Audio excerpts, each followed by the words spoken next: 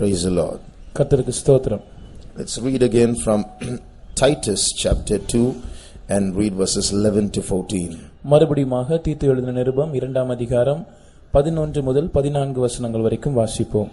ஏனெனில் எல்லா மனுஷருக்கும் இரட்சிப்பை அளிக்கத்தக்க தேவ கிருபையானது பிரசன்னமாகி நாம் அவபக்தியையும் லௌகிக இச்சைகளையும் வெறுத்து தெளிந்த புத்தியும் நீதியும் தேவ பக்தியும் உள்ளவர்களாய் இவ்வுலகத்திலே ஜீவனம் பண்ணி நாம் நம்பியிருக்கிற ஆனந்த பாக்கியத்துக்கும் மகா தேவனும் நமது இரட்சகருமாகிய இயேசு கிறிஸ்துனுடைய மகிமையின் பிரசன்னமாகுதலுக்கும் எதிர்பார்த்து கொண்டிருக்கும்படி நமக்கு போதிக்கிறது.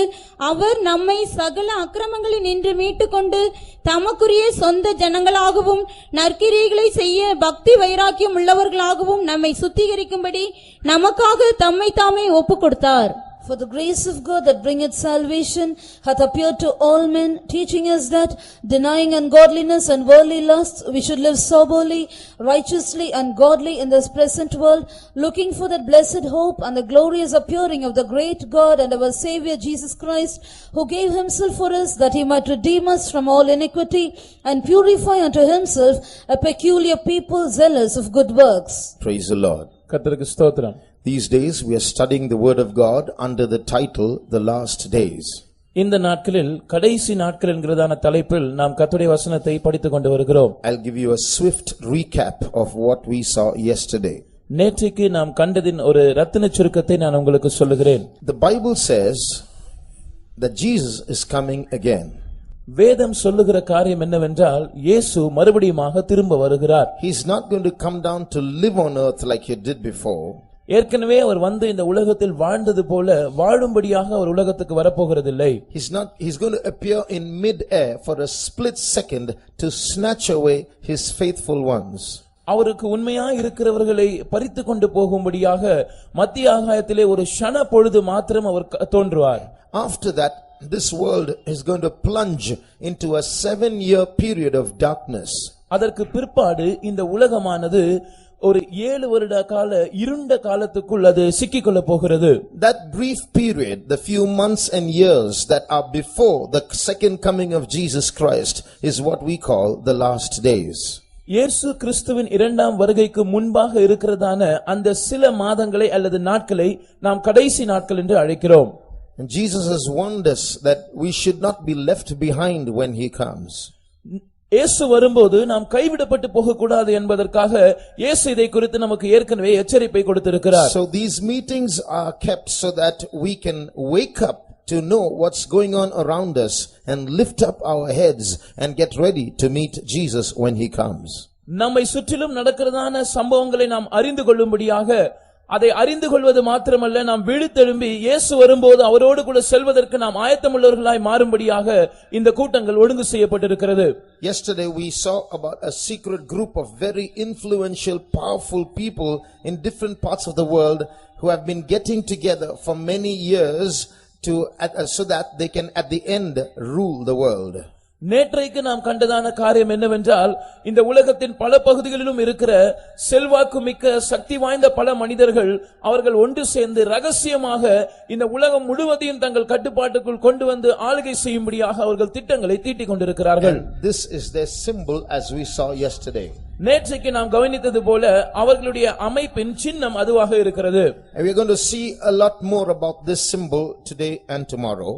இன்றைக்கும் நாளைக்கும் இந்த சின்னத்தை பற்றி நாம் மேலும் பல காரியங்களை கவனிக்க போகிறோம். But we saw yesterday how these people are the ones who are responsible for perpetrating sin and vulgarity in this world. பாவத்தையும் ஆபாசத்தையும் இந்த உலகத்துக்குள் புகுத்துவதில் இந்த ஜனங்கள் எப்படி அவர்கள் இதற்கு மூல காரணமாக இருக்கிறார்கள் என்பதை நாம் நேற்றைக்கு கவனித்தோம். We saw yesterday how a person who goes to the internet and launches a porn website is inviting demons into his house. நேற்றைக்கு நாம் கவனித்த மற்றொரு காரியம் என்னவென்றால், இணையதளத்திற்குள் சென்று ஒரு ஆபாசமான இணையதளத்தை கண்ணோக்குவதற்காக முற்படுகிற ஒருவன் எப்படியாக தன்னுடைய வீட்டிற்குள் தன்னுடைய இருதயத்துக்குள் பிசாசுகளை வரவழைக்கிறான், அதற்கு கதவை திறந்து கொடுக்கிறான் என்பதை நாம் கவனித்தோம். And we also saw how statistically millions of people have become addicts to pornography, and they are opening gates for these demons to come into their house and thereby it is very easy for Satan to spread out into different families and homes and kingdoms and take control of the world. எப்படி லட்சக்கணக்கான ஜனங்கள் இதற்கு அடிமையாகி விட்டார்கள் என்பதையும் அவர்கள் இந்த காட்சிகளை பார்ப்பதன் மூலமாக எப்படி பிசாசுகளுக்கு தங்கள் வீட்டு கதவுகளை திறந்து கொடுக்கிறார்கள் என்பதையும் இதன் மூலமாக எவ்வாறு பிசாசு மனிதனை தன்னுடைய கட்டுப்பாட்டுக்குள் கொண்டு வந்து நித்தியமாக அவனை அழிவுக்குள் தள்ளும்படியாக அது அவனுக்கு ஏதுவாகிறது என்பதை குறித்து புள்ளியியல் விவரங்களுடன் நேற்று நாம் கவனித்தோம். Today we are going to look at a little more subtle ways in which this system called the whore is at work. எப்படி வேசி என்று அழைக்கப்படுகிறதான இந்த அமைப்பு செயல்படுகிறது என்பதை குறித்து சற்று விவரமாக இன்றைக்கு நாம் கவனிப்போம். The whole world is running towards a trap. முழு உலகமும் ஒரு கண்ணிக்கு நேராக அது விரைந்து ஓடிக்கொண்டிருக்கிறது. And when you speak of a trap, it has two parts. ஒரு கண்ணி என்று சொல்லும்போது, ஒரு வலை என்று சொல்லும்போது அதற்கு இரண்டு பகுதிகள் இருக்கிறது. One is a part that attracts the prey. முதலாவது பகுதி அது அதனுடைய இரையை கவர்ந்து இழுக்கக்கூடிய பகுதியா இருக்கிறது. The second part is the part that catches the prey. இரண்டாவது பகுதி அந்த இரையை தனக்குள் அகப்படுத்துகிற பகுதியா இருக்கிறது. And we are going to see how Satan is so clever in organizing a trap around the world to catch every man in this world and bring him under his control. இந்த உலகத்தில் ஜீவிக்கிறதான ஒவ்வொரு மனிதனையும் தன்னுடைய கட்டுப்பாட்டுக்குள் தன்னுடைய வலைக்குள் கொண்டு வரும்படியாக எவ்வாறு தந்திரமாக பிசாசு தன்னுடைய கண்ணியை தன்னுடைய வலையை விரிக்கிறான் என்பதை நாம் கவனிக்க போகிறோம். So what I'm going to tell you is a warning not just to people of the world, it's a warning to the church of God also. நான் இப்பொழுது உங்களுக்கு சொல்லுகிறதான காரியங்கள் இந்த உலகத்து ஜனங்களுக்கு சொல்லப்படுகிற ஒரு எச்சரிக்கை மாத்திரம் அல்ல, அது தேவ ஜனங்களாகிய நமக்கும் விடுக்கப்படுகிற ஒரு எச்சரிக்கையாய் இருக்கிறது. Because this bloodthirsty Satan has so many crores of people already in his control, but he is not satisfied. He wants to drink the blood of the saints. ஏனென்றால் இரத்த வெறியனாய் இருக்கிற இந்த சாத்தான் ஏற்கனவே கோடிக்கணக்கான ஜனங்களுடைய இரத்தத்தை குடித்திருந்தாலும் அவனுக்கு இன்னும் திருப்தி வரவில்லை. அவன் பரிசுத்தவான்களின் இரத்தத்தை குடிக்கும்படியாக வெறி கொண்டிருக்கிறான். That's why the church of God has to be very careful and not to be deceived by the pleasures of this world. அதனால் தான் இந்த உலகத்தின் சிற்றின்பங்களால் வஞ்சிக்கப்படாதபடிக்கு கர்த்தருடைய சபையானது மிகவும் ஜாக்கிரதை உள்ளதாக இருக்க வேண்டும். Let's turn to Daniel chapter 2 and read verse 31. தானியேல் 2ஆம் அதிகாரம் 31ஆம் வசனத்தை நாம் வாசிப்போம். ராஜாவே, நீர் ஒரு பெரிய சிலையை கண்டீர். அந்த பெரிய சிலை மிகுந்த பிரகாசம் உள்ளதாய் இருந்தது. அது உமக்கு எதிரே நின்றது. அதன் ரூபம் பயங்கரமாய் இருந்தது. Thou, O king, sawest, and behold, a great image. This great image, whose brightness was excellent, stood before thee, and the form thereof was terrible. There are two words in English. ஆங்கிலத்திலே இரண்டு வார்த்தைகள் உபயோகப்படுத்தப்பட்டிருக்கிறது. One is its brightness was excellent. முதலாவது அதனுடைய பிரகாசம் அது மிகவும் சிறப்பானதாக இருந்தது. Secondly, its form was terrible. இரண்டாவதாக அதனுடைய ரூபம் அது பயங்கரமாய் இருந்தது. Here are two opposing terms. இங்கே இரண்டு எதிரெதிர் பதங்கள் உபயோகப்படுத்தப்பட்டிருக்கிறது. One is excellent, which is not in Tamil. முதலாவதாக தமிழில் சொல்லப்படவில்லை, ஆனால் ஆங்கிலத்தில் அது சிறப்புள்ளதா இருந்தது என்று சொல்லப்பட்டிருக்கிறது. Secondly, terrible. இரண்டாவதாக அது பயங்கரமாய் இருந்தது என்று சொல்லப்பட்டிருக்கிறது. So we are going to see how just like this image is both excellent and terrible, Satan's trap is also excellent and terrible. எப்படி இந்த சொரூபத்தின் ரூபமானது ஒரு பக்கத்திலே அது மிகுந்த சிறப்புள்ளதா இருக்கிறது, மறுபக்கத்திலே அது பயங்கரமா இருக்கிறதோ, அதே போல சாத்தானின் கண்ணி, அவனது வலை எவ்வளவு சிறப்பாக அதே நேரத்தில் எவ்வளவு பயங்கரமானதாக இருக்கிறது என்பதை நாம் கவனிக்க போகிறோம். What you saw, the description that you read just now in this verse about a great image is represented in this chart behind me. நாம் இப்பொழுது வாசித்ததான வசனத்தில் கவனித்த இந்த பெரிய சிலை இங்கே இந்த படத்தில் குறிக்கப்பட்டிருக்கிறது. This is the image that King Nebuchadnezzar saw in his dream, an image made of different metals. நெபுகாத்நேச்சார் என்று சொல்லப்படுகிற ராஜா ஒரு சொப்பனத்தில் கண்டதான சிலை இதுதான். இந்த சிலை பல்வேறு உலோகங்களால் அது வடிவமைக்கப்பட்டிருக்கிறது. It was a prophetic statue that was telling Nebuchadnezzar about different kinds of empires that are going to ruled in his time, that he ruled over, and that is going to come after his days. அவன் ஆட்சி செய்ததான அந்த நாட்களிலும் அவனுடைய நாட்களுக்கு பிற்பாடும் வந்ததான பல சாம்ராஜ்யங்களை குறித்து ஒரு தீர்க்க தரிசனமாக அவனுக்கு சொல்லிக் கொடுத்த ஒரு சொப்பனமாக இது அமைந்தது. So these kingdoms were in a form glorious or excellent. இந்த ராஜ்யங்கள் அவர்கள் மிகவும் சிறப்பான தோற்றமுடையவைகளாய் இருந்தன. The developments that were made in their times, அவர்களுடைய நாட்களில் செய்யப்பட்டதான முன்னேற்றங்கள், their conquests or the wars they fought, அவர்கள் யுத்தம் செய்து அவர்கள் கைப்பற்றினதான அந்த ராஜ்யங்கள், the glory of their armies, அவர்களுடைய ராணுவத்தின் சிறப்புகள். we know that this very man who saw this dream, he made the hanging gardens of Babylon, which are one of the 7 wonders of the ancient world. நாம் கவனிக்கிற இந்த ராஜா தானே அவன் பாபிலோனின் தொங்குகிறதான அந்த மண்டபத்தை உண்டாக்கினான். அது பூர்வ உலகத்தின் 7 உலக அதிசயங்களில் ஒன்றாக காணப்படுகிறது. So all that is excellent. இது எல்லாமே மிகவும் மகத்துவம் உள்ளதாக அல்லது மிகவும் சிறப்பானதாக இருக்கிறது. At the same time, அதே நேரத்தில் one day this same king who built the hanging gardens, one of the 7 wonders of the world, இந்த பாபிலோனில் தொங்குகிற அந்த மைதானத்தை உண்டாக்கினதான இதே ராஜா தானே ஒரு நாள் என்ன செய்தான் என்றால், when he saw this dream, he woke up and forgot the dream.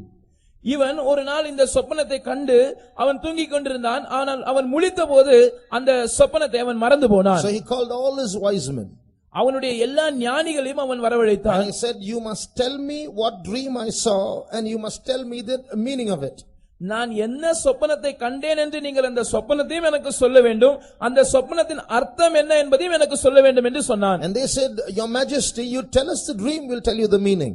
அவர்கள் சொன்னார்கள், கனம் பொருந்திய ராஜாவே, நீங்கள் சொப்பனத்தை எங்களுக்கு சொல்லித் தாருங்கள், நாங்கள் உங்களுக்கு அர்த்தத்தை விவரிக்கிறோம் என்று சொன்னார்கள். The king said, no, I cannot trust you the meaning. I cannot call you a wise man. Therefore you must tell me what dream I saw and tell me the meaning. Only then I'll know it's genuine. நீங்கள் எனக்கு அந்த சொப்பனத்தையும் சொல்ல வேண்டும், அதன் அர்த்தத்தையும் சொல்ல வேண்டும். இல்லாவிட்டால் என்னால் உங்களை நம்ப முடியாது. நீங்கள் சொல்லுகிற அர்த்தம் உண்மையானது என்று என்னால் விசுவாசிக்க முடியாது. எனவே நீங்கள் கண்டிப்பாக சொப்பனத்தையும் அதன் அர்த்தத்தையும் சொல்ல வேண்டும் என்று சொன்னான். And if you don't tell me the meaning, I'm going to kill all you wise men. நீங்கள் ஒருவேளை எனக்கு அந்த சொப்பனத்தையும் அந்த அர்த்தத்தையும் சொல்லாமல் போனால் ஞானிகளாகிய உங்கள் எல்லாரையும் நான் கொலை செய்து விடுவேன். That is terrible. அது மிகவும் பயங்கரமான ஒரு காரியம். So these kingdoms were excellent and terrible at the same time. இந்த ராஜ்யங்கள் எல்லாமுமே ஒரு பக்கத்தில் மகத்துவம் உள்ளதாக சிறப்புள்ளதாக இருந்தாலும் அதே நேரத்தில் மறுபக்கத்தில் அவைகள் பயங்கரமானதாக இருந்தது. This king Nebuchadnezzar, இந்த ராஜா Nebuchadnezzar, he went to the country of Israel அவன் இஸ்ரவேல் நாட்டுக்கு சென்று and he took away the best children, the best young people he could find in that land. அந்த தேசத்தில் அவன் கண்டுபிடித்ததான மிக சிறந்த வாலிபர்களை அவன் கைப்பற்றி சென்று விட்டான். Educated youngsters, நன்றாக கல்வி கற்றதான வாலிபர்கள், good looking youngsters, சிறப்பான தோற்றமுடையதான வாலிபர்கள், those who belonged to royal families, ராஜ குடும்பத்தை சேர்ந்த வாலிபர்கள். he brought them away, அவர்கள் எல்லாரையும் அவன் சிறைப்படுத்தி கொண்டு வந்து renamed them, அவர்களுக்கு மறுபெயரிட்டு re-educated them, அவர்களுக்கு வேறு புதிய கல்வியை கற்பித்து offered them royal food, அவர்களுக்கு ராஜ போஜனத்தை கொடுத்து taught them the language of Babylon, பாபிலோனிய மொழியை அவர்களுக்கு சொல்லிக் கொடுத்து taught them the astrology of Babylon. அவர்களுக்கு பாபிலோனின் ஜோசியத்தை சொல்லிக் கொடுத்து. It's all very excellent. இதெல்லாம் மிகவும் நல்லதுதான். It's good to be educated in a foreign country. ஒரு வெளிநாட்டில் கல்வி பயில்வது மிகவும் சிறந்த காரியம்தான். But on the other side, ஆனால் மறுபக்கத்தில் what was Nebuchadnezzar's plan when he took away all these young, educated, royal blooded youngsters? இந்த எல்லா படித்த நல்ல அழகு வாய்ந்த ராஜ குடும்பத்தை சேர்ந்த வாலிபர்களை கைப்பற்றினதற்கு பின்னால் நெபுகத்நேசரின் உண்மையான நோக்கம் என்னவாக இருந்தது? He was kidnapping them and brainwashing them so that they might not be Israelis or Jews anymore, but they might become Babylonians who build his kingdom instead of God's kingdom. உண்மையாக அவன் செய்த காரியம் என்னவென்றால் அந்த வாலிபர்களை அவன் சிறைப்படுத்தி அல்லது கடத்தி கொண்டு போய் அவர்களை பாபிலோனியர்களாகவே மாற்றிக் கொண்டிருந்தான். அவர்கள் இனி இஸ்ரவேலர்களாக அல்ல பாபிலோனியர்களாக இருந்து தேவனுடைய ராஜ்யத்தை அல்ல தன்னுடைய பாபிலோனிய சாம்ராஜ்யத்தையே கட்ட வேண்டும் என்பதே அவன் குறிக்கோளாய் இருந்தது. It was a subtle brainwashing program. இது இவர்களுக்கு மூளை செலவை செய்கிறதான ஒரு தந்திரமான செயல் திட்டமாய் இருந்தது. Now this statue is a representation of what is going to happen in these last days. இந்த சிலையானது கடைசி நாட்களில் சம்பவிக்க போகிற காரியங்களை குறிக்கிறதான ஒரு அடையாளமாய் இருக்கிறது. You see different metals in that statue representing different empires. பல்வேறு ராஜ்யங்களை குறிக்கிற விதத்தில் பல்வேறு உலோகங்கள் இந்த சிலையில் இருப்பதாக நாம் காண்கிறோம். The head portion represents the Babylonian empire of gold. இந்த சிலையின் தலைப்பகுதியானது அது பொன்னினால் செய்யப்பட்டிருக்கிறது. அது பாபிலோனிய சாம்ராஜ்யத்தை குறிக்கிறது. And then the breast and the arms are made of silver representing the Medo-Persian empire. அதனுடைய மார்பு பகுதியும் அதனுடைய கைகளும் அது வெள்ளியினால் செய்யப்பட்டிருக்கிறது. அது மேதிய பெர்சிய சாம்ராஜ்யத்தை குறிக்கிறது. So you must notice that statue is having its hand folded because the breast and arms are both of silver. இந்த சிலையில் இந்த இரண்டு கைகளும் இப்படி மடக்கி வைக்கப்பட்டிருக்கிறதை நாம் காண்கிறோம். அதனுடைய மார்பு பகுதியும் அதனுடைய கைகளும் ஒரே உலோகமாகிய வெள்ளியினால் செய்யப்பட்டிருக்கிறது. Because its breast and arms are of silver, it is represented like this. Only then, if the hands are hanging down, part of it will become brass. இதனுடைய கைகள் இப்படி மடக்கி வைக்கப்பட்டிருக்கிறதின் காரணம் இந்த மார்பு பகுதியும் இதனுடைய கைகளும் ஒரே உலோகத்தினால் செய்யப்பட்டிருக்கிறது தான். அல்லது கைகள் இப்படி விரிக்கப்பட்டிருந்தால் ஒருவேளை அதனுடைய கையின் கீழ்ப்பகுதியானது அது வெண்கலமாக மாறக்கூடும். The belly and the thighs are of brass representing the Greek empire.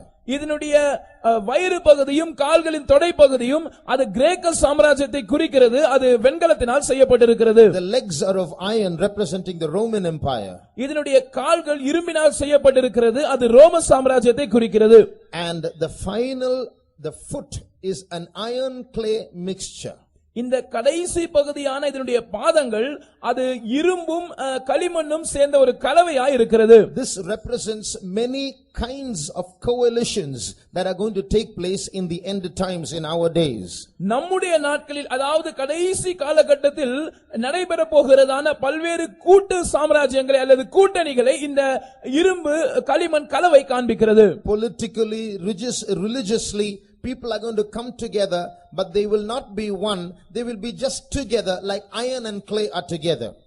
எப்படி இந்த இரும்பும் களிமண்ணும் சேர்ந்து இருக்கிறதோ அப்படியே மத ரீதியாகவும் அரசியல் ரீதியாகவும் ஜனங்கள் ஒன்று சேர்ந்து இருப்பார்கள். ஆனால் அவர்கள் ஒன்றாக கலக்க மாட்டார்கள். Now when Nebuchadnezzar was told the meaning of this dream by Daniel, தானியேலினால் இந்த சொப்பனத்தின் அர்த்தம் நேபுகாத்நேச்சாருக்கு சொல்லப்பட்ட போது he got scared. இவன் பயந்து போய்விட்டான். Why? ஏன்? Nebuchadnezzar wanted an everlasting kingdom. He should rule all the time. இந்த நேபுகாத்நேச்சாருக்கு நித்தியமான ஒரு ஆளுகை வேண்டும், நான் எப்பொழுதும் ஆட்சி செய்ய வேண்டும் என்கிற ஒரு விருப்பம் இருந்தது. So when Daniel told him, your majesty, you are that head of gold, and after your days someone is going to take over, he said to himself, oh, that means someone within my kingdom is going to conspire against me. தானியேல் இந்த சொப்பனத்தின் அர்த்தத்தை அவனுக்கு சொன்னபோது, ராஜாவே, பொன்னாகிய அந்த தலை நீரே, உம்முடைய நாட்களுக்கு பின்பு வேறொரு சாம்ராஜ்யம் எழும்பும் என்று சொன்னபோது இந்த ராஜா விளங்கிக் கொண்ட காரியம் என்னவென்றால், என்னுடைய ராஜ்யத்தில் இருக்கிற யாரோ ஒருவர் எனக்கு பின்பாக இந்த சாம்ராஜ்யத்தை கைப்பற்ற போகிறார்கள். So what did he do? எனவே இவன் என்ன செய்தான்?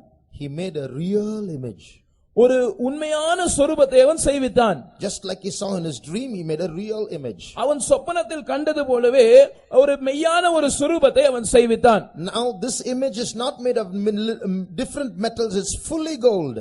இவன் செய்வித்த இந்த சிலையானது பல்வேறு உலோகங்களினால் செய்யப்படவில்லை, அது முழுவதும் பொன்னினால் செய்யப்பட்டிருக்கிறது. What does that mean? அதனுடைய அர்த்தம் என்ன?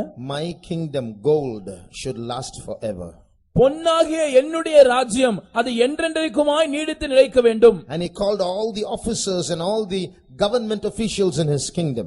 அவனுடைய ராஜ்யத்தில் இருந்ததான எல்லா அரசாங்க அதிகாரிகளையும் எல்லா முக்கியமான நபர்களையும் அவன் வரவழைத்தான். When you hear the sound of the trumpet sounding and the drums beating, all of you should bow before this full golden image. எக்காலம் தொனிக்கும் போது, கீத வாத்தியங்கள் முழங்கும் போது நீங்கள் எல்லாரும் இந்த சிலைக்கு முன்பாக வணங்கி பணிந்து கொள்ள வேண்டும். And by this I will find out who is going to rise up against my kingdom. இதன் மூலமாய் நான் ஒரு காரியத்தை கண்டுபிடிப்பேன். அது என்னவென்றால், உங்களில் யார் என்னுடைய ராஜ்யத்துக்கு விரோதமாக நீங்கள் எழும்ப போகிறீர்கள் என்று நான் கண்டுபிடித்து விடுவேன். So this is the brief history of the kingdom of Babylon of those days. இதுதான் அந்த நாட்களில் இருந்ததான பாபிலோனிய சாம்ராஜ்யத்தின் ஒரு சுருக்கமான வரலாறாய் இருக்கிறது. Excellent and terrible.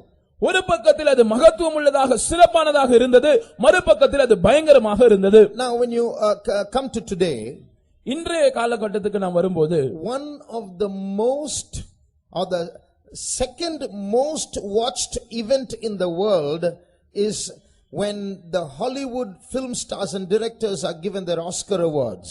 இந்த உலகத்திலேயே மிக முக்கியமாக இரண்டாவதாக கவனிக்கப்படுகிற ஒரு விஷயம் என்னவென்றால், இந்த ஹாலிவுட் துறையில் இருக்கிறதான நட்சத்திரங்கள் அவர்கள் என்றைக்கு அவர்களுக்கு இந்த ஆஸ்கர் விருது என்று சொல்லப்படுகிற விருது கொடுக்கப்படுகிறதோ அந்த சம்பவத்தை தான் உலகத்திலேயே இரண்டாவதாக முக்கியப்படுத்தி கவனிக்கிறார்கள். That is the most watched event on television, second most watched event. இந்த தொலைக்காட்சிகளிலே இரண்டாவதாக மிக முக்கியமாக கவனிக்கப்படுகிறதான ஒரு சம்பவமாக ஒரு நிகழ்ச்சியாக அது காணப்படுகிறது. The Oscar award is so excellent that everybody wants to see who is getting it. இந்த ஆஸ்கர் அவார்ட் என்று சொல்லும்போது அது மிகவும் சிறப்பு மிக்க மிகவும் மகத்துவமான ஒரு விருதா இருக்கிறது. யாருக்கு அந்த விருது கிடைக்க போகிறது என்று எல்லாருமே ஆவலுடன் பார்க்கிறார்கள். Now that picture is the Oscar award.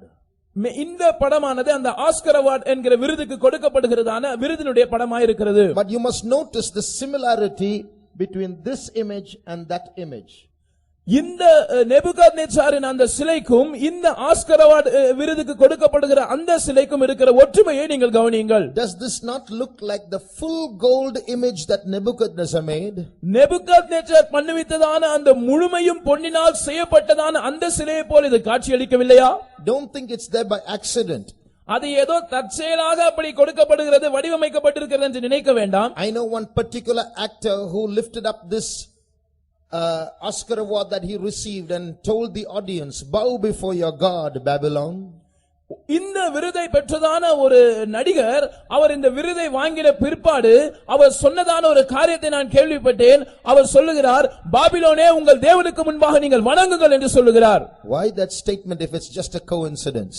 இது தற்செயலாக வடிவமைக்கப்பட்ட ஒரு சிலை என்றால் அவர் ஏன் அப்படிப்பட்ட ஒரு வாக்கியத்தை அவர் அங்கே சொல்ல வேண்டும்? We are just spectators of some kind of a conspiracy that is taking place behind the scenes. திரைக்கு பின்னால் நடக்கிற ஏதோ ஒரு சதி திட்டத்தை நாம் வெறும் பார்வையாளர்களாக இருந்து மாத்திரம் பார்த்து கொண்டிருக்கிறோம். Excellent and terrible. பயங்கரமானது அதே நேரத்தில் சிறப்பு மிக்கது. So in these last days a group of people have got together with the plan of ruling the world, and they don't want everyone to know what's going on, and so to divert others they are entertaining everybody. இந்த கடைசி நாட்களில் இந்த முழு உலகத்தையும் ஆட்சி செய்ய வேண்டும் என்று சிலர் திட்டம் தீட்டிக் கொண்டிருக்கிறார்கள். அவர்களுடைய செயல் திட்டம் எல்லாருக்கும் தெரிய வர வேண்டும் என்று அவர்கள் விரும்புகிறதில்லை.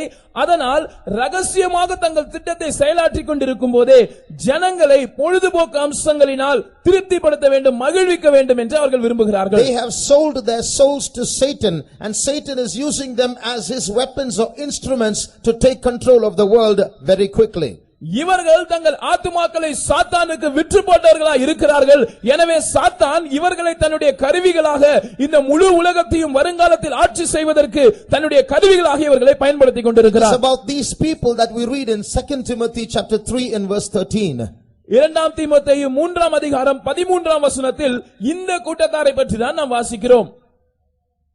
பொல்லாதவர்களும் எத்தர்களும் ஆனவர்கள் மோசம் போக்குகிறவர்களாகவும் மோசம் போகிறவர்களாகவும் இருந்து மேன்மேலும் கேடுள்ளவர்கள் ஆவார்கள். But evil men and seducers shall wax worse and worse, deceiving and being deceived. So this verse warns us of seducers and evil men. இந்த வசனமானது பொல்லாதவர்களை குறித்தும் எத்தர்கள் அல்லது மயக்குகிறவர்களை குறித்தும் நமக்கு விளக்கி காட்டுகிறது. So evil men and seducers will rise up and they will become worse and worse as generations pass. பொல்லாதவர்களும் எத்தர்களும் அல்லது மயக்குகிறவர்களுமா இருக்கிற ஜனங்கள் எழும்புவார்கள். தலைமுறைகள் கடந்து செல்ல செல்ல அவர்கள் மிகவும் அதிக கேடுள்ளவர்களாய் மாறுவார்கள். So in these last days that we are living, a group of evil men are seducing the masses by entertaining them and by making them not realize what is actually going on. நாம் ஜீவிக்கிறதான இந்த கடைசி நாட்களிலும் இப்படிப்பட்ட பொல்லாதவர்கள் எழும்பி பொது ஜனங்களை அவர்கள் மயக்கிக் கொண்டிருக்கிறார்கள். ஏனென்றால் நடைபெற்றுக் கொண்டிருக்கிற காரியங்களை குறித்து பொது ஜனங்களுக்கு எந்த அறிவும் இருக்க கூடாது என்பதற்காக அப்படி செய்கிறார்கள். Almost all the young children know about Walt Disney. எல்லா சிறு குழந்தைகளுக்குமே இந்த வால்ட் டிஸ்னி என்பதை குறித்து நீங்கள் அறிந்திருப்பீர்கள். So many cartoons have been set up by him, cartoon stories, comic books. இந்த குறிக்கப்பட்ட நபரால் अनेक கார்ட்டூன் படங்கள் மற்றும் காமிக் புத்தகங்கள் எல்லாம் வடிவமைக்கப்பட்டிருக்கிறது. Mickey Mouse, Donald Duck, Chip and Dale, these are all his creations.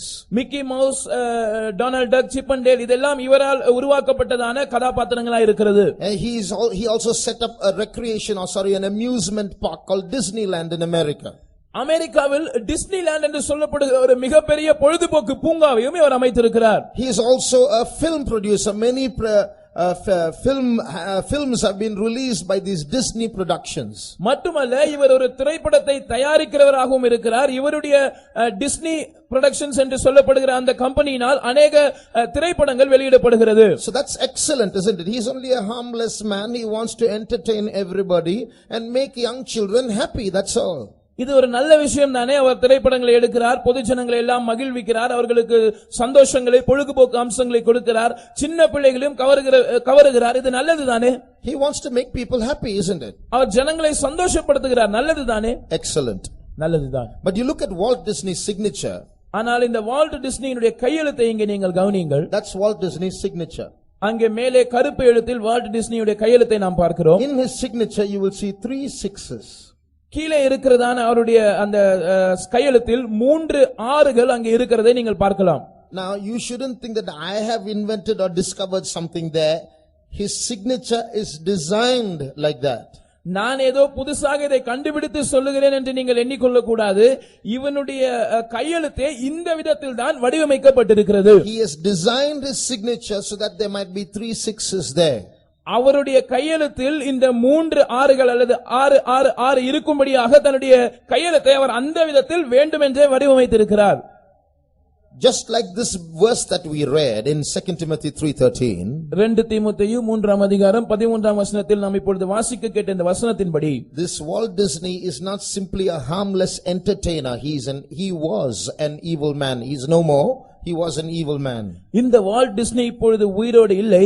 ஆனால் இவர் வெறுமனே தீமையற்ற தீங்கற்ற ஒரு பொழுதுபோக்கு அம்சத்தை கொடுக்கிறவர் மாத்திரமல்ல, அவர் மிகவும் தீமையான ஒரு மனுஷனாய் இருந்தார். He was a member of one of the sister groups of this evil organization.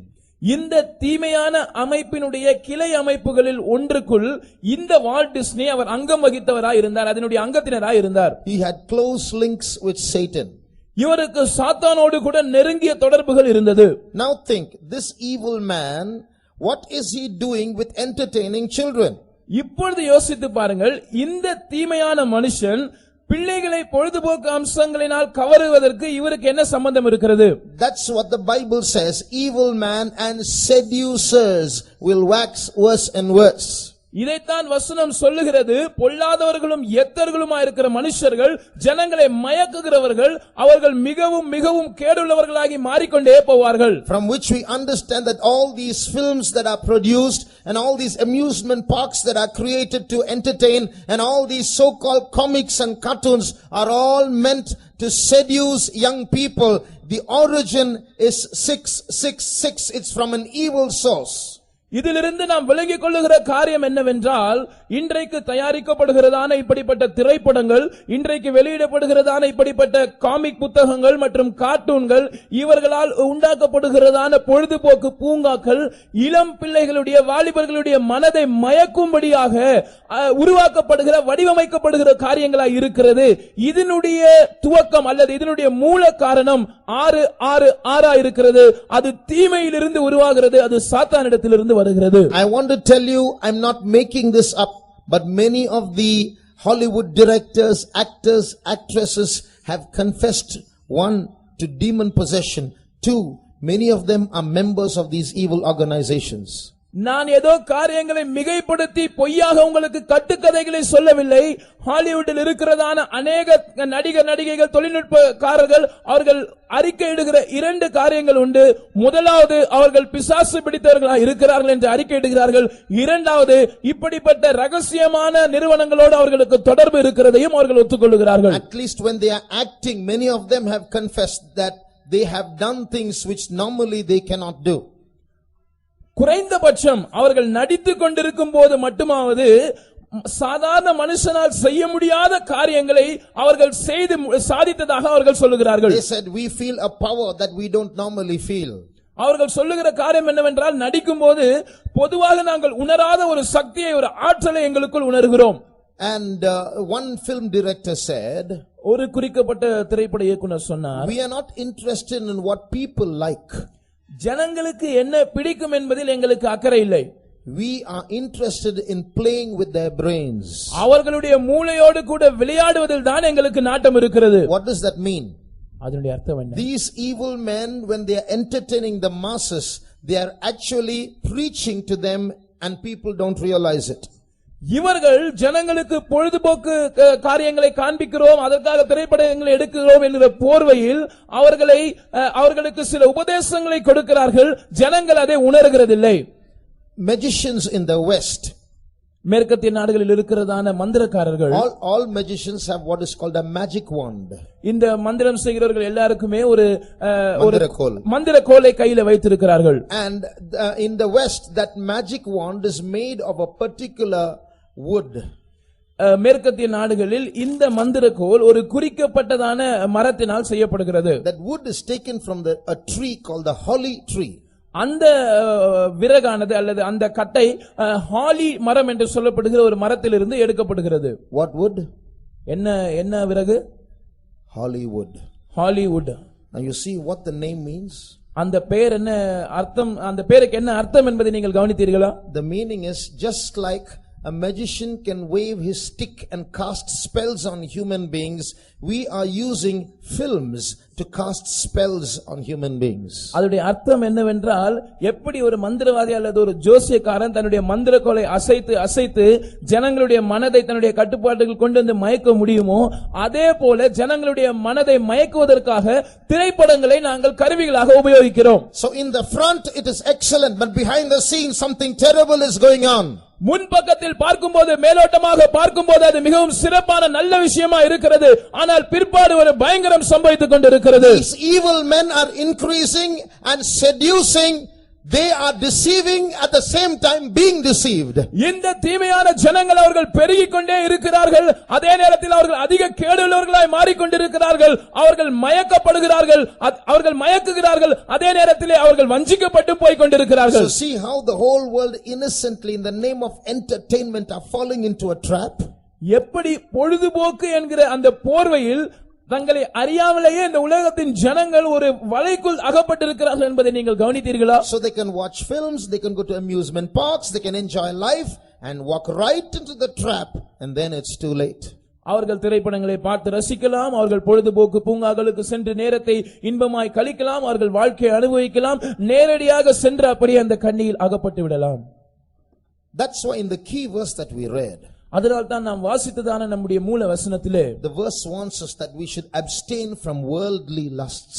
இந்த உலகத்தின் இச்சைகளுக்கு நாம் தப்ப வேண்டும் என்று இந்த வசனம் நம்மை எச்சரிக்கிறது. The Bible says that he shed his blood to redeem us from all iniquity.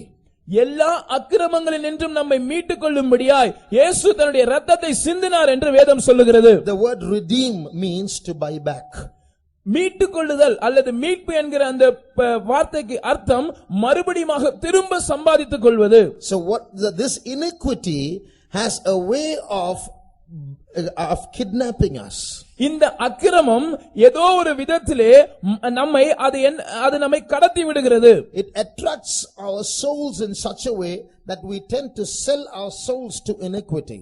நாம் அக்கிரமத்துக்கு நம்முடைய ஆத்துமாக்களை விற்று போடத்தக்கதாக ஏதோ ஒரு விதத்திலே அது நம்மை மயக்குகிறது. So this mystery of iniquity is working all over the world, seducing human beings and trapping them to ultimately hand them over and to Satan. இந்த அக்கிரமத்தின் ரகசியமானது முழு உலகத்திலும் கிரியை செய்து கொண்டிருக்கிறது. அதனுடைய நோக்கம் என்னவென்றால் ஜனங்களை மயக்கி இறுதியாக சாத்தான் வசமாக அவர்களை ஒப்படைக்க வேண்டும். But the Lord has shed his blood to redeem us from all such iniquity. ஆனால் இப்படிப்பட்ட எல்லா அக்கிரமங்களினின்றும் நம்மை மீட்டுக் கொள்ளும்படியாக நம்முடைய கர்த்தர் நமக்காய் இரத்தத்தை சிந்தி இருக்கிறார். How many of you say, I am weak, I can easily get seduced by that iniquity? நான் மிகவும் பலவீனமான ஒரு ஆளா இருக்கிறேன், நான் எளிதில் அந்த அக்கிரமத்தினால் மயக்கப்பட்டு விடுவேன், எனக்கு அந்த பயம் இருக்கிறது என்று எத்தனை பேர் சொல்லுகிறீர்கள்? How many want to experience that power of redemption that is in Jesus Christ? இயேசு கிறிஸ்துவில் இருக்கிறதான அந்த மீட்பின் வல்லமையை அனுபவிக்க எத்தனை பேர் விருப்பம் கொள்ளுகிறீர்கள்? His blood was shed in this world so that he can pay the price and buy you back from that iniquity. உங்களுக்காக அவர் விலைக்கிரயத்தை செலுத்தி அந்த அக்கிரமத்தினின்று உங்களை மறுபடியுமாக சம்பாதித்துக் கொள்ள அல்லது மீட்டுக் கொள்ளும்படியாக இந்த உலகத்தில் இயேசு தன்னுடைய இரத்தத்தை சிந்தினார். He is our true heavenly Father. அவர்தான் நம்முடைய மெய்யான பரம பிதாவா இருக்கிறார். That's why he came down to he respecting every human being and shed his blood for every human being. அதனால் தான் ஒவ்வொரு மனிதனின் மீதும் அவர் தனிப்பட்ட விதத்தில் மதிப்பு வைத்து இந்த பூமிக்கு இறங்கி வந்து ஒவ்வொரு மனிதனுக்காகவும் தன்னுடைய இரத்தத்தை சிந்தினார். Let us close our eyes for a moment.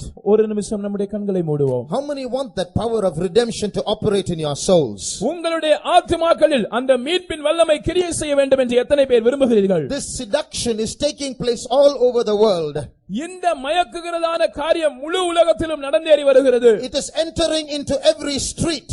அது ஒவ்வொரு தெருக்களுக்குள்ளும் பிரவேசிக்கிறது. It is coming to us through the media. அது ஊடகங்களின் வழியாக நமக்குள் வருகிறது. It is coming through television. அது தொலைக்காட்சியின் மூலமாக நமக்குள் வருகிறது. It comes through newspapers. அது செய்தித்தாள்களின் மூலமாக நமக்குள் வருகிறது. It comes through advertisements. அது விளம்பரங்களின் மூலமாக நமக்குள் வருகிறது. It comes through friends. நண்பர்களின் மூலமாகவும் அது நமக்குள் வருகிறது. How many want that strength to say no? எத்தனை பேர் இதற்கெல்லாம் மறுப்பு தெரிவிக்க, இதற்கெல்லாம் வேண்டாம் என்று சொல்வதற்கு எனக்கு பலன் வேண்டும் என்று சொல்லுகிறீர்கள்? How many want to experience the power in the blood of Jesus? இயேசு கிறிஸ்துவின் இரத்தத்தில் உள்ள வல்லமையை அனுபவிக்க எத்தனை பேர் விரும்புகிறீர்கள்? Put up your hands. உங்கள் கைகளை உயர்த்துங்கள். The blood of Jesus should protect his people. இயேசு கிறிஸ்துவின் இரத்தம் அவருடைய ஜனங்களை பாதுகாக்க வேண்டும். Even if you have come here newly for the first time. ஒருவேளை நீங்கள் இந்த கூட்டத்துக்கு முதல் முறையாக புதிதாக வந்த ஒரு ஆளா இருக்கலாம். Let me tell you, the blood of Jesus was shed for you also. நான் உங்களை பார்த்து சொல்லட்டும், உங்களுக்காகவும் இயேசு கிறிஸ்துவின் இரத்தம் சிந்தப்பட்டது. You don't have to go after this power of iniquity. நீங்கள் அக்கிரமத்தின் வல்லமைக்கு பின்னால் செல்ல வேண்டிய நபர் அல்ல. You can come under the protection of the blood of Jesus. இயேசு கிறிஸ்துவின் இரத்தத்தின் வல்லமைக்கு இருக்கிற பாதுகாப்பின் கீழ் நீங்களும் வரலாம். He wants to redeem you from all the iniquity that you are indulging in.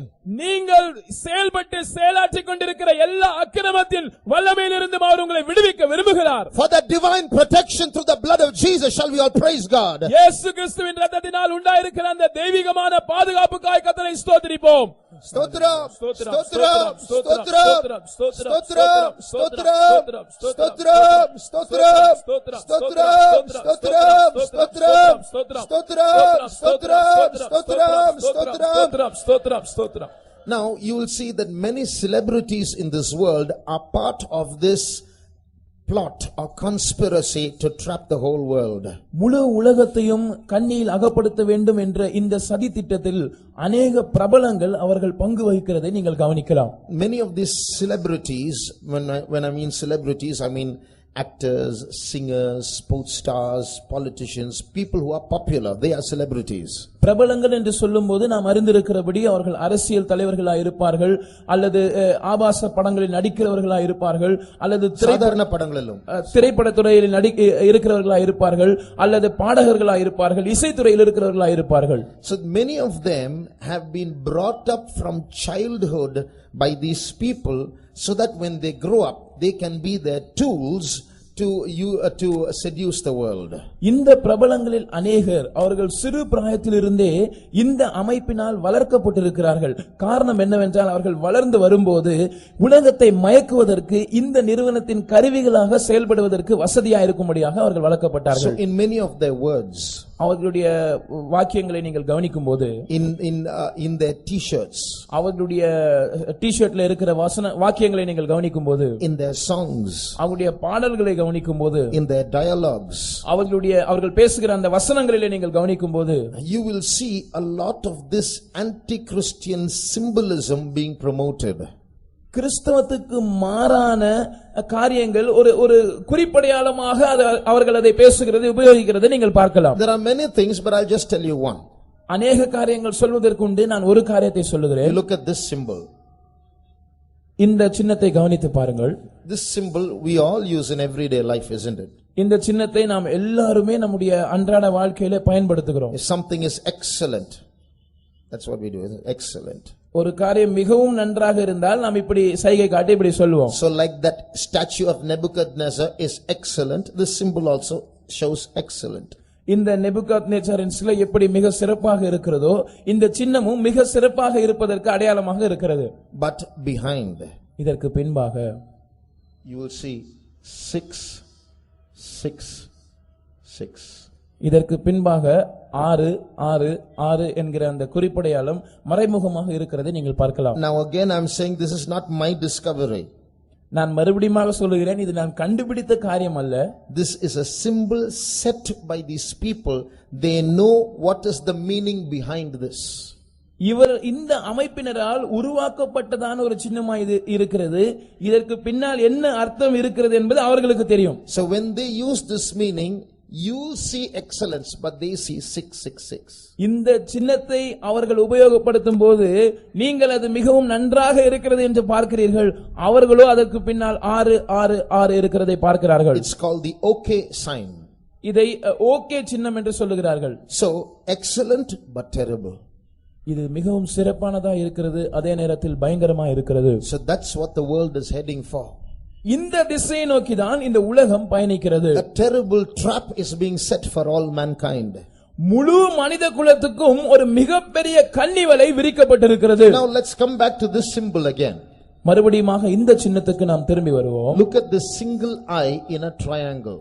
ஒரு முக்கோணத்திற்குள் ஒரே ஒரு கண் இருக்கிறதை நீங்கள் அங்கே பார்க்கிறீர்கள். This is the eye of Satan. இது சாத்தானுடைய கண்ணாய் இருக்கிறது. But in particular, குறிப்பாக it is the eye of an Egyptian god represented by a hawk, that is belonging to the eagle species. ஒரு வகையான கழுகு அல்லது பருந்தாய் இருக்கிறதான ஒரு மிருகத்தினுடைய கண்ணாக அது இருக்கிறது. So that's the eye. It's and because an eagle is far sighted from high above. It can look at a small mouse running along the ground. ஒரு கழுகு அல்லது பருந்து என்று சொல்லும்போது அதுக்கு மிகவும் நீண்ட தூர பார்வை இருக்கும்.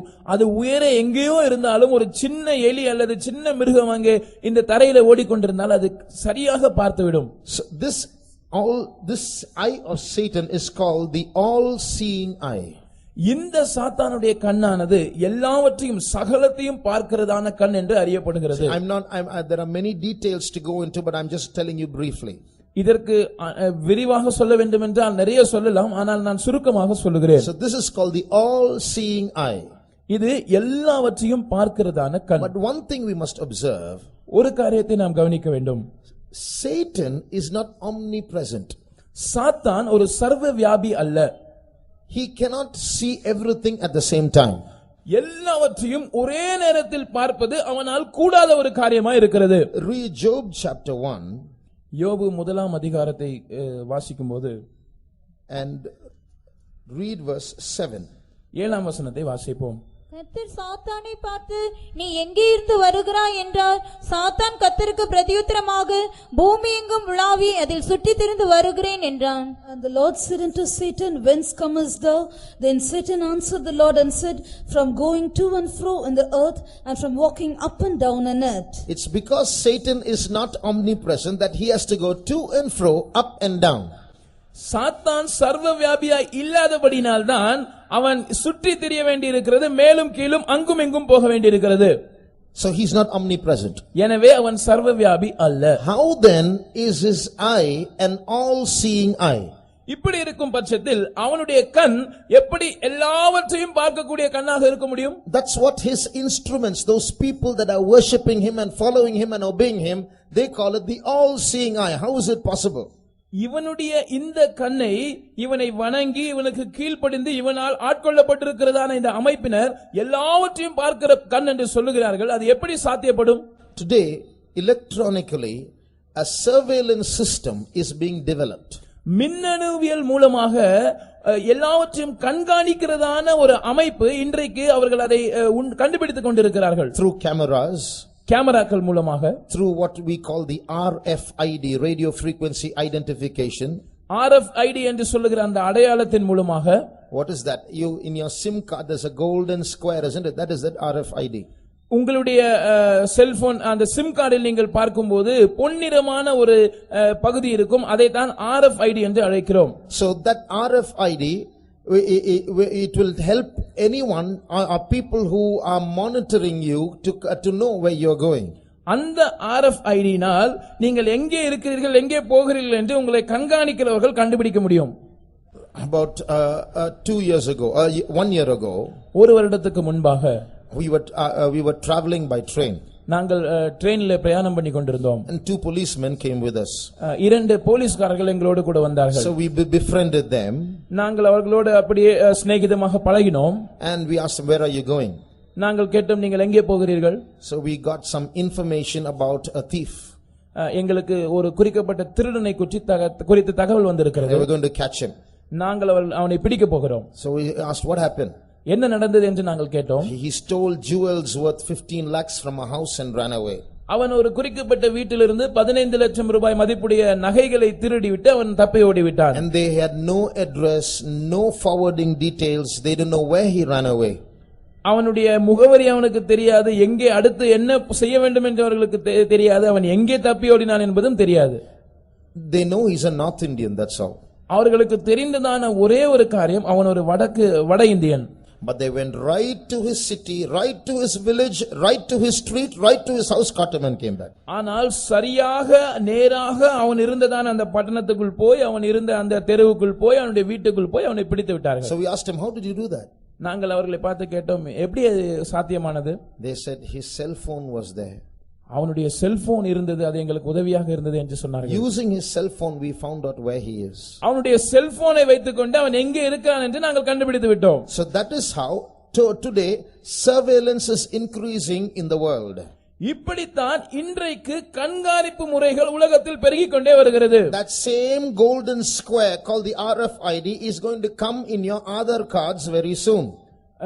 இந்த ஆதார் கார்டு என்று சொல்லப்படுகிற அந்த அடையாள அட்டையிலே சீக்கிரத்திலே இந்த RFID பொருத்தப்பட போகிறது. So now every Indian is going to have that card with him.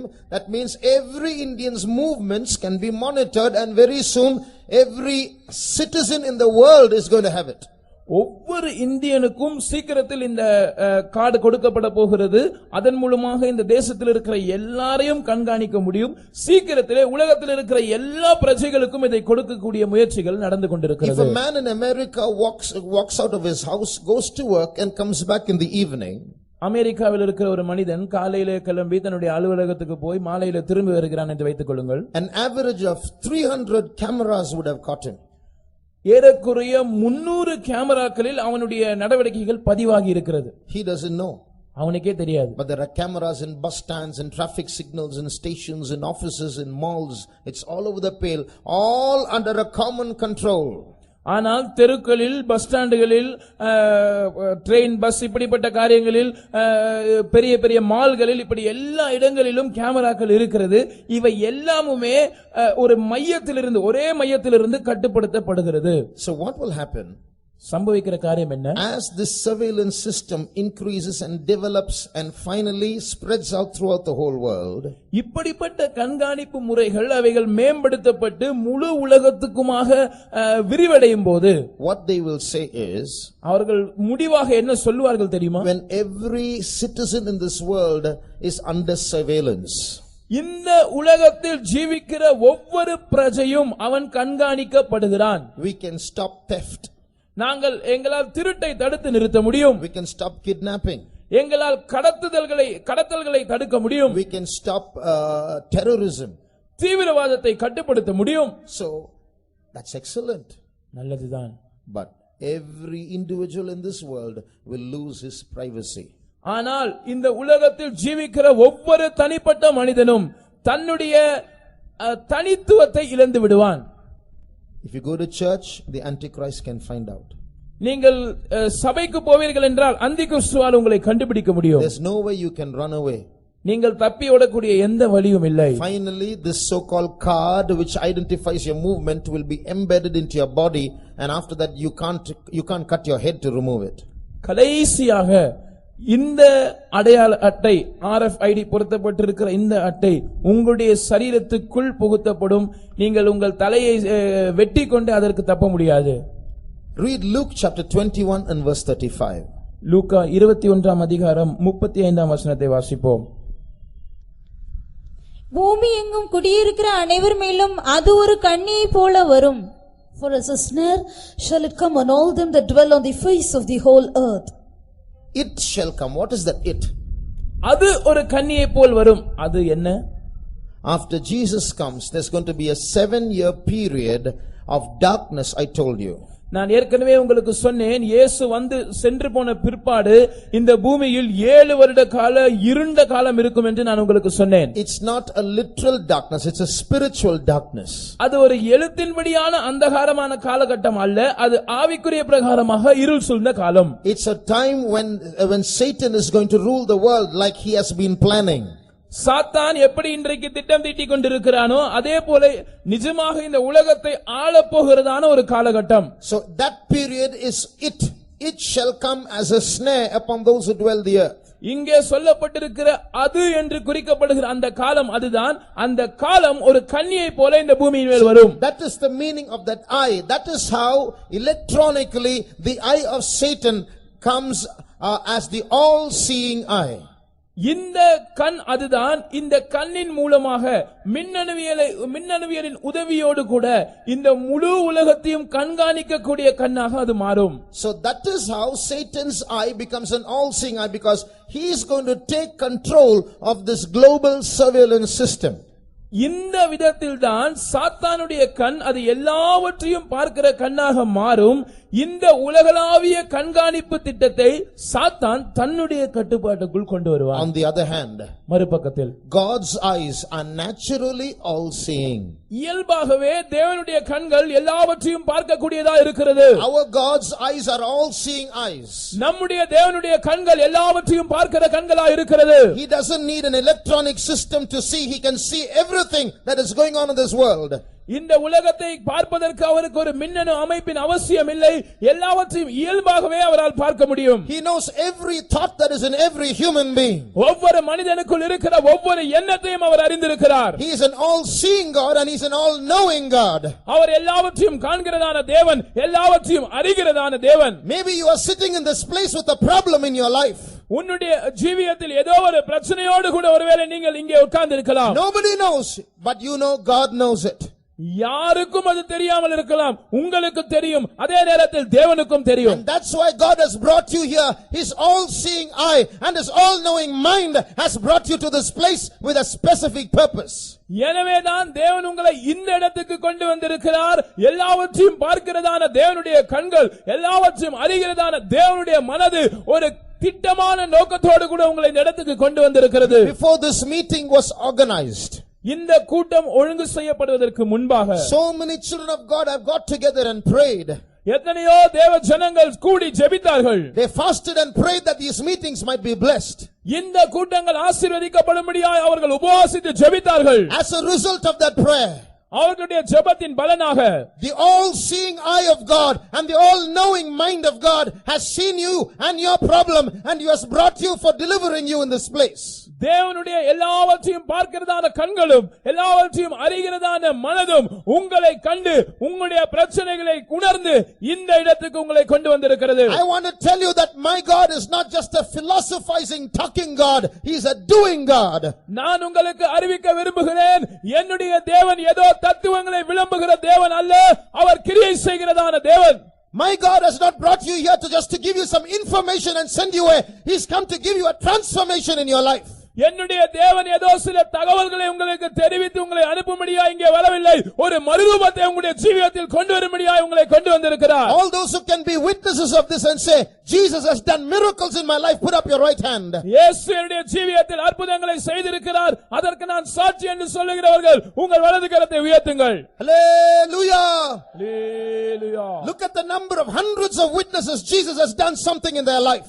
இயேசு இவர்களுடைய ஜீவியத்தில் ஏதோ ஒன்று செய்திருக்கிறார் என்று சொல்லக்கூடிய நூற்றுக்கணக்கான சாட்சிகள் இங்கே இருக்கிறார்கள். We are not come here to convert people from one religion to another. ஒரு மதத்திலிருந்து மற்றொரு மதத்துக்கு ஜனங்களை மதமாற்றம் செய்யும்படியாக நாங்கள் இங்கே வரவில்லை. We have come here to introduce a living Jesus in your life. ஒரு ஜீவிக்கிறதான இயேசுவை உங்களுக்கு உங்களுடைய ஜீவியத்திற்கு அறிமுகப்படுத்தும்படியாக நாங்கள் இங்கே வந்திருக்கிறோம். We have experienced him in our life and we want to introduce him in your life. எங்களுடைய ஜீவியத்தில் நாங்கள் அவரை அனுபவித்திருக்கிறோம். எனவே உங்கள் வாழ்க்கைக்கு அவரை அறிமுகப்படுத்த நாங்கள் விரும்புகிறோம். Now I want to give you two more meanings of that symbol that you saw. நாம் கவனித்ததான அந்த சின்னத்திற்கு இன்னும் இரண்டு அர்த்தங்களை நான் உங்களுக்கு சொல்ல விரும்புகிறேன். There are three meanings. மூன்று அர்த்தங்கள் உண்டு. Two of them I will give today. இரண்டு அர்த்தங்களை நான் இன்றைக்கு கொடுக்கிறேன். Now these are not meanings that I am assigning to this symbol. நான் ஏதோ இந்த சின்னத்திற்கு இப்படி அர்த்தம் கொடுக்கிறேன் என்று அல்ல. These are the meanings, actual meanings for which this symbol was designed. இந்த சின்னம் வடிவமைக்கப்பட்டதற்கு பின்னாக இருக்கிற உண்மையான காரணம் இதுதான். So I'm going to tell you those things. அந்த காரியங்களை தான் நான் உங்களுக்கு சொல்லுகிறேன். You see a pyramid here at the bottom, or a tower, an unfinished tower. இங்கே நாம் ஒரு பிரமிடை கவனிக்கிறோம். அது ஒரு கோபுரத்தை போல் இருக்கிறது.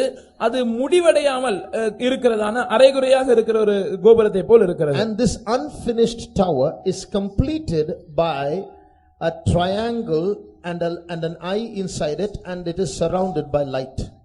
இந்த முடிவடையாத கோபுரம், இந்த முக்கோணம் அங்கே வந்தால் அது முடிவு பெறுகிறது. அந்த முக்கோணத்துக்குள்தான் ஒரு கல் இருக்கிறது. அதை சுற்றிலும் ஒரு ஒளிவட்டம் இருக்கிறது. Now it has three meanings.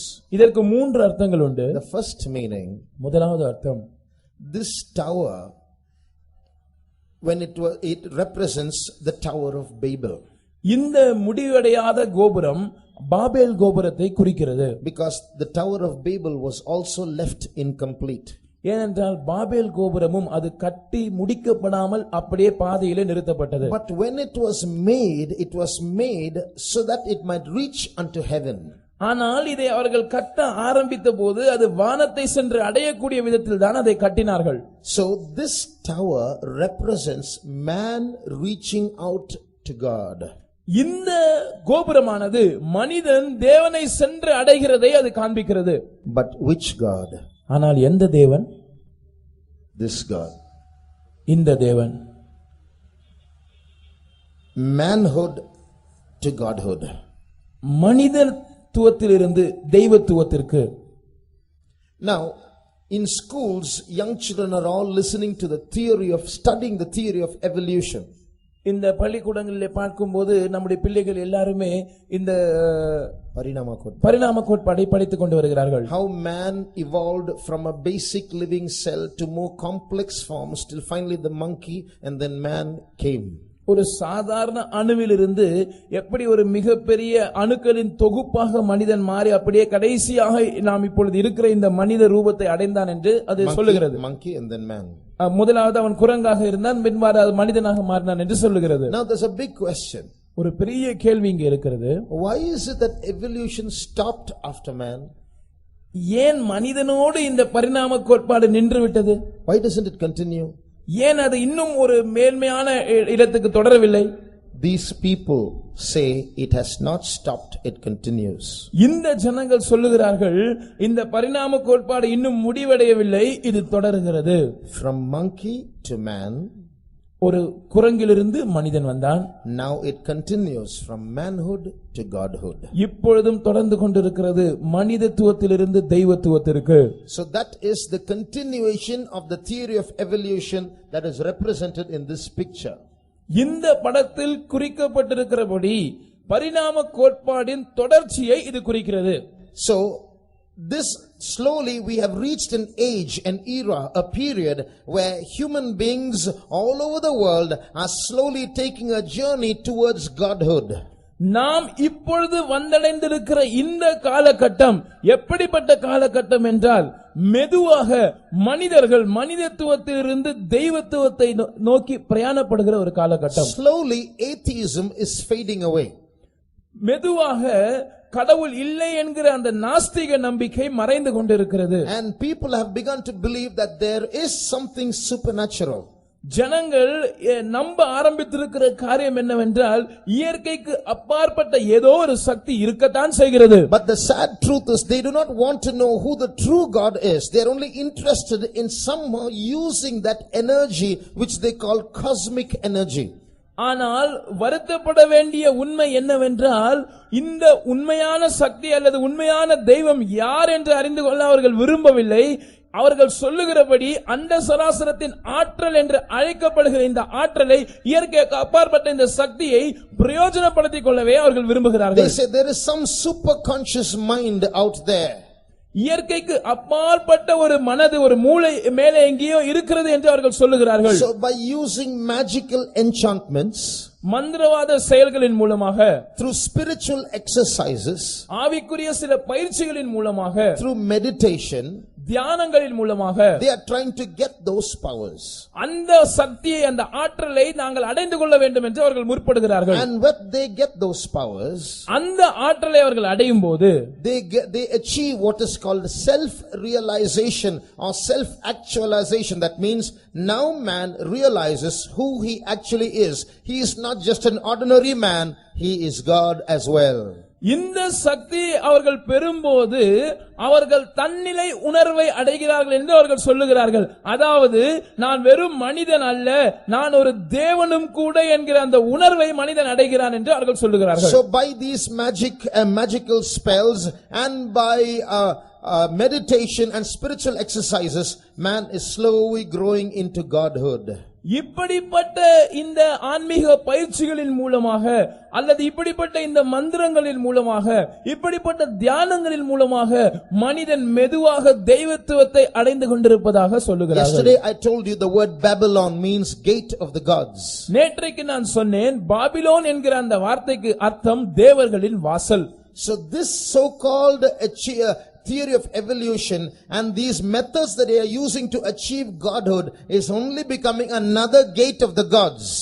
இவர்கள் சொல்லுகிறார்களே இந்த பரிணாம கொள்கையின் கோட்பாடு, அதுவும் இவர்கள் இன்னும் பயன்படுத்துகிறதான மற்ற வழிமுறைகளும் தேவர்களை சென்றடையக்கூடிய வாசலாகவே இருக்கிறது. So what is happening is not an evolution that they expect. சம்பவித்துக் கொண்டிருக்கிறது என்னவென்றால் இவர்கள் எதிர்பார்க்கிற ஒரு பரிணாம வளர்ச்சி நடந்தேறவில்லை. This group of people who have this symbol, இந்த சின்னத்தை உடையதான இந்த அமைப்பினர், I am deliberately not telling the name, நான் வேண்டுமென்றே பேர் சொல்ல விரும்பவில்லை, but they call themselves the enlightened ones. அவர்கள் தங்களை பிரகாசிக்கப்பட்டவர்கள் என்று சொல்லுகிறார்கள். That means they alone have the enlightenment and the brains on how to bring the world under control. அதன் அர்த்தம் என்னவென்றால் எங்களுக்கு மாத்திரம்தான் எங்களுடைய மனது பிரகாசிக்கப்பட்டிருக்கிறது, இந்த உலகத்தை எப்படி கட்டுக்குள் கொண்டு வர வேண்டும் என்று எங்களுக்கு மாத்திரம்தான் தெரியும். And they have found these powers up there. இவர்கள் இந்த ஆகாய மண்டலத்தில் எங்கே இருந்தோ இந்த வல்லமைகளை அந்த சக்தியை கண்டுபிடித்திருக்கிறதாக சொல்லுகிறார்கள். Using those powers they are going to rule the world. இந்த சக்தியை கொண்டு இந்த உலகத்தை ஆட்சி செய்ய போகிறோம் என்று சொல்லுகிறார்கள். It's about these people that the Bible says professing themselves to be wise they became fools. இந்த கூட்டத்தினரை பற்றி தான் வேதம் சொல்லுகிறது, அவர்கள் தங்களை ஞானிகள் என்று சொல்லியும் பைத்தியக்காரரானார்கள். Professing themselves to be enlightened they are going to plunge into everlasting darkness. அவர்கள் நாங்கள் பிரகாசிக்கப்பட்டவர்கள் என்று சொல்லிக்கொண்டு கடைசியில் இருளில் சென்று முடிவடைய போகிறார்கள். This world is going to progress from monkeys to manhood to demonhood, not to godhood. இந்த உலகமானது குரங்கிலிருந்து மனிதத்துவத்துக்கும் மனிதத்துவத்திலிருந்து தெய்வத்துவத்திற்கு அல்ல பிசாசுத்துவத்திற்கும் மாறப்போகிறது. Now before I continue, நான் தொடர்வதற்கு முன்பாக I want to tell you that this theory of evolution is a big lie. நான் உங்களுக்கு சொல்ல விரும்புகிறேன், இந்த பரிணாம கோட்பாடு ஒரு மிகப்பெரிய பொய்யாக இருக்கிறது. It is a cunning weapon of Satan.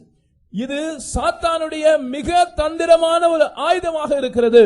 Because even today there are hundreds of scientists who do not believe in evolution, but still influential people have stuffed it into the textbooks. இன்றைக்கும் எத்தனையோ விஞ்ஞானிகள் இருக்கிறார்கள், அவர்கள் இந்த பரிணாம கோட்பாடை ஏற்றுக்கொள்ளுகிறதில்லை. ஆனாலும் சக்தி வாய்ந்த சில மனிதர்கள் அதை கட்டாயமாக வலுக்கட்டாயமாக பாட புத்தகங்களில் புகுத்தி இருக்கிறார்கள்.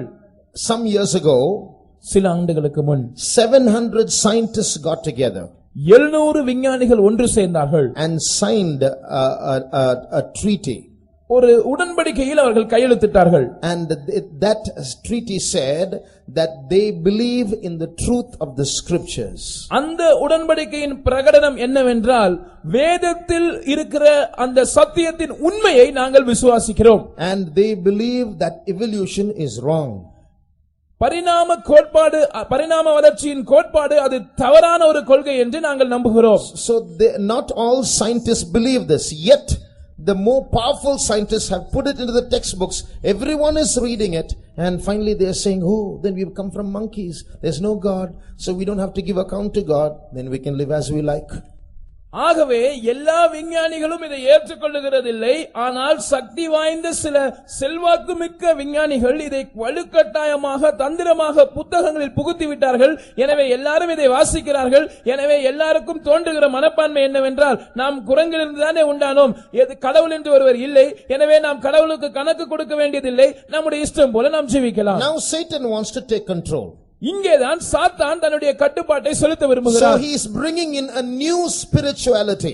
ஒரு புதிய விதமான ஆவிக்குரிய தன்மையை அவன் கொண்டு வருகிறான். A wrong deceiving spirituality. ஒரு வஞ்சிக்கிறதான பொய்யான ஆவிக்குரிய தன்மையை கொண்டு வருகிறான். People think they are becoming spiritual, but they are going to be deceived. ஜனங்கள் நாங்கள் ஆவிக்குரியவர்களாக மாறுகிறோம் என்று நினைக்கிறார்கள், ஆனால் அவர்கள் வஞ்சிக்கப்பட போகிறார்கள். Turn to Genesis chapter 3 and verse 5.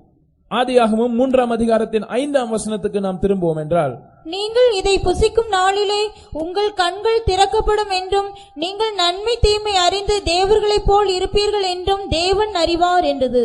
For God doth know that in the day ye eat thereof, then your eyes shall be opened, and ye shall be as gods, knowing good and evil. So here Satan, the serpent, is saying, telling the first man, showing him a shortcut to godhood. இங்கே இந்த சர்ப்பமானது சாத்தான் மனிதனை பார்த்து, நீங்கள் கடவுளாக மாறுவதற்கு ஒரு குறுக்கு வழியை நான் உங்களுக்கு காண்பித்துக் கொடுக்கிறேன் என்று சொல்லுகிறார். And man got deceived. மனிதன் வஞ்சிக்கப்பட்டு போனான். And Satan said, if you eat this fruit, you shall be as gods. சாத்தான் என்ன சொன்னான் தெரியுமா? இந்த பழத்தை நீங்கள் புசிக்கும் நாளிலே என்ன நடக்கும் தெரியுமா? நீங்கள் தேவர்களைப் போல மாறி விடுவீர்கள். Your eyes will be opened. உங்களுடைய கண்கள் திறக்கப்படும். That's called enlightenment. இதுதான் கண்கள் பிரகாசிக்கப்படுதல் என்று சொல்லப்படுகிறது. And that's what these people are claiming. We are enlightened, our eyes are opened. இவர்களும் நாங்கள் எங்கள் கண்கள் திறக்கப்பட்டிருக்கிறது, நாங்கள் பிரகாசிக்கப்பட்டவர்கள் என்று தான் உரிமை பாராட்டிக் கொள்கிறார்கள். But Adam's and Eve's eyes were opened not to know that they were God. Their eyes were opened to see their own nakedness. ஆனால் ஆதாம் ஏவாளின் கண்கள் அவர்கள் தேவர்களாய் இருப்பதை காண்பதற்கு அல்ல, தங்களுடைய சொந்த நிர்வாணத்தை பார்க்கும்படியாகவே திறக்கப்பட்டது. The same serpent is working in these last days. இதே பாம்புதான் இந்த கடைசி நாட்களில் கிரியை செய்கிறது. Today everywhere these spiritual exercises are going on. இன்றைக்கு எங்கு பார்த்தாலும் இப்படி ஆவிக்குரிய பயிற்சிகள் நடைபெறுகிறது. People are thinking that they are going to grow spiritually. ஜனங்கள் நினைக்கிறார்கள் நாங்கள் ஆவிக்குரிய பிரகாரமாக வளரப் போகிறோம். But we want to tell you it's a great deception, and we want to warn you to come out of it. ஆனால் நாங்கள் உங்களுக்கு சொல்லுகிறோம், நாங்கள் எச்சரிக்கிறோம், இது மிகப்பெரிய ஒரு ஆவிக்குரிய தந்திரமாக இருக்கிறது, இதிலிருந்து நீங்கள் வெளியே வர வேண்டும். At the same time, அதே நேரத்தில் God wants all of us to rise to godhood. நாம் எல்லாருமே தெய்வத்துவத்தை அடைய வேண்டும் என்றுதான் தேவனும் விரும்புகிறார். God is not pushing us away from that. He wants us to reach him. அந்த நிலைமையிலிருந்து நம்மை தள்ளிவிட தேவன் விரும்பவில்லை, நாம் அவரை சென்று அடைய வேண்டும் என்றுதான் அவர் விரும்புகிறார். But there is a way of doing it. ஆனால் அதை செயலாற்றுவதற்கு, அதை செயல்படுத்துவதற்கு ஒரு வழிமுறை உண்டு. Only that God can do it for us. அதை நமக்குள் செய்ய அந்த தேவனால் மாத்திரமே முடியும். If you turn to Hebrews chapter 2 எபிரேயருக்கு எழுதின நிருபம் 2ஆம் அதிகாரத்துக்கு நாம் திரும்புவோம் என்றால், and read verses 10 and 11. 10 மற்றும் 11 வசனத்தை வாசிப்போம். ஏனென்றால் தமக்காகவும் தம்மாலேயும் சகலத்தையும் உண்டாக்கினவர் அநேக பிள்ளைகளை மகிமையில் கொண்டு வந்து சேர்க்கையில் அவர்களுடைய இரட்சிப்பின் அதிபதியை உபத்திரவங்களினாலே பூரணப்படுத்துவது அவருக்கு ஏற்றதாய் இருந்தது. எப்படியெனில் பரிசுத்தம் செய்கிறவரும் பரிசுத்தம் செய்யப்படுகிறவர்களும் ஆகிய யாவரும் ஒருவராலே உண்டாயிருக்கிறார்கள். இது நிமித்தம் அவர்களை சகோதரர் என்று சொல்ல அவர் வெட்கப்படாமல், For it became him for whom are all things, and by whom are all things, and bringing many sons unto glory, to make the captain of their salvation perfect through sufferings. For both he that sanctifieth and they who are sanctified are all of one, for which cause he is not ashamed to call them brethren. So here we see some steps towards godhood. தெய்வத்துவத்தை அடைவதற்கு சில படிகள் இருக்கிறது. அதை தான் நாம் இங்கே வாசிக்க கேட்டோம். First of all, verse 11 says that he who sanctifies, referring to Jesus, and those who are sanctified, referring to us, we are all of one Father. முதலாவது பரிசுத்தம் செய்கிறவரும் அல்லது இயேசுவும் பரிசுத்தம் செய்யப்படுகிறவர்களும் அல்லது நாம் ஒரே பிதாவுக்கு சொந்தமானவர்கள், ஒரே பிதாவினால் உண்டானவர்கள் என்று இந்த வசனம் சொல்லுகிறது. That's why Jesus is calling all of us his brethren. அதனால் தான் இயேசு நம் எல்லாரையும் அவருடைய சகோதரர் என்று அழைக்கிறார். But what has happened? ஆனால் சம்பவித்தது என்ன? These brothers of Jesus have been deceived by that serpent and fallen away. இயேசுவின் சகோதரர்களாகிய இவர்கள் அந்த சத்துருவாகிய சாத்தானால் வஞ்சிக்கப்பட்டு அவர்கள் விழுந்து போனார்கள். So Jesus came down to this world as sanctifier. எனவே இயேசு பரிசுத்தம் செய்கிறவராக இந்த பூமிக்கு இறங்கி வந்தார். He shed his blood, and through his blood we can be sanctified. அவர் தன்னுடைய இரத்தத்தை சிந்தினார், அந்த இரத்தத்தினால் நாம் பரிசுத்தமாக்கப்பட முடியும். And we can become the brothers of Jesus once again. நாம் மறுபடியுமாக இயேசுவின் சகோதரர்கள் என்ற அந்த ஸ்தானத்துக்கு உயர்த்தப்பட முடியும். And verse 10 says it's the Father's plan to bring many of his sons to glory. 10ஆம் வசனம் சொல்லுகிறது, அநேகம் பிள்ளைகளை மகிமையிலே கொண்டு வந்து சேர்க்க வேண்டும் என்பது பிதாவின் திட்டமாய் இருக்கிறது. So it is the plan of the true God to bring mankind towards godhood. எனவே மனிதனை தெய்வத்துவத்துக்கு கொண்டு வர வேண்டும் என்பதே உண்மையான கடவுளின் நோக்கமாய் இருக்கிறது. But for that God says, step 1, admit that you are a sinner. ஆனால் தேவன் சொல்லுகிறார், அதற்கு வழிமுறை முதலாவது படி என்னவென்றால், நீ ஒரு பாவி என்று நீ ஒத்துக்கொள்ள வேண்டும். You cannot achieve godhood by yourself. நீ உன்னுடைய சொந்த முயற்சியினால் தெய்வத்துவத்தை ஒருபோதும் அடைய முடியாது. No exercise, no philosophy, no rules, no meditation is going to change you. எந்த தியானமும், எந்த ஆவிக்குரிய பயிற்சியும், எந்த உன்னுடைய சொந்த முயற்சியும், எந்த வழிமுறைகளும் சட்டதிட்டங்களும் உன்னை மாற்ற முடியாது. You need a savior. உனக்கு ஒரு இரட்சகர் தேவைப்படுகிறார். That's why God himself came down to save us. அதனால் தான் தேவன் தாமே நம்மை இரட்சிக்கும்படியாய் இறங்கி வந்தார். That's why the sinless Jesus is able to change sinners like us in like himself. எனவே தான் பாவமில்லாத இயேசு நம்மை போல பாவிகளை அவரை போல மாற்ற வல்லவராய் இருக்கிறார். So if you take the hands of Jesus and come to Jesus, then he will take you from manhood to godhood. எனவே நீங்கள் இயேசுவின் கரத்தை பிடித்துக்கொண்டு இயேசுவினிடத்தில் வருவீர்கள் என்றால் அவர் உங்களை மாற்றி மனிதத்துவத்திலிருந்து தெய்வத்துவத்துக்கு உங்களை கொண்டு போவார். Now in this theory of evolution, இந்த பரிணாம கோட்பாட்டில் there are 2 steps. 2 படிகள் இருக்கிறது. One part is unconscious evolution. அதனுடைய ஒரு பகுதி என்னவென்றால் ஒரு உணர்வில்லாத ஒரு பரிணாம மாற்றம். What does that mean? அதனுடைய அர்த்தம் என்ன? When the simple cell grew into more complex forms and then became monkey and man, ஒரு தனியாக இருக்கிறதான ஒரு சின்ன அணு அது மேன்மேலும் வளர்ச்சி அடைந்து ஒரு அணுக்களின் கூட்டமாக மாறி கடைசியாக குரங்காக மாறி கடைசியாக மனிதனாக மாறின போது certain creatures died on the way, certain creatures survived. இந்த பரிணாம வளர்ச்சி நடந்தேறின போது சில உயிரினங்கள் வழியிலே அந்த படியிலே சில உயிரினங்கள் மரித்து போனது, சில பிழைத்துக் கொண்டது. They call that natural selection and natural rejection. இதை அவர்கள் சொல்லுகிறார்கள் இயல்பான தெரிந்து கொள்ளுதல், இயல்பான நிராகரிக்கப்படுதல். That means there was no mind involved. Unconsciously nature did it.